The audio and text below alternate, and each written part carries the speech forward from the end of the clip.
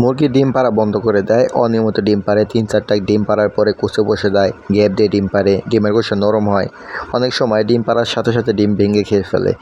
দেখেন, মুরগি পালনের ক্ষেত্রে অনেকগুলো টাকা দিয়ে খাবার কিনে মুরগিকে খাওয়াতে হয়, তারপর মুরগিটা ডিম পাড়ে। এখন মুরগির থেকে যদি আমরা পর্যাপ্ত ডিম না পাই, তাহলে আমাদের ফার্মে লাভের মুখ তো দূরের কথা, শুধু লসই হবে। আর মুরগিটা খাবারই খাবে, শুধু ডিম আর পারবে না। তাহলে আমাদের ফার্মটা অগ্রগতি কীভাবে করব, অথবা আমাদের ফার্ম থেকে আমরা বেনিফিট বা আর্ন করব কীভাবে?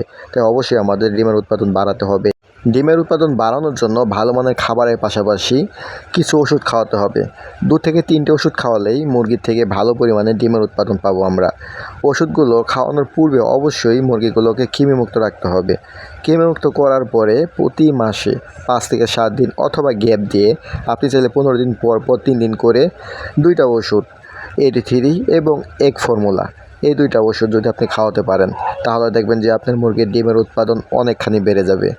আর এই ওষুধগুলো খাওয়াবেন প্রতি লিটার পানিতে 1 গ্রাম করে, অথবা আপনি যদি খাবারের সাথে মিশিয়ে দিতে চান, প্রতি 10টি মুরগির খাবারে 1 গ্রাম পাউডার ওষুধ অথবা 1 ml তরল ওষুধ মিশিয়ে খাওয়াতে পারেন, প্রতি 15 দিন পর 3 দিন করে, অথবা প্রতি মাসে 5 থেকে 7 দিন। আর আপনি কৃত্রিমভাবে যদি ক্যালসিয়ামের যোগান দিতে না চান, তাহলে প্রাকৃতিকভাবে ডিমের খোসা চূর্ণ করে খাবারের সাথে মিশিয়ে দিতে পারেন, অথবা আপনি চাইলে সজিনা পাতা দিতে পারেন। সজিনা পাতা প্রাকৃতিক ক্যালসিয়াম।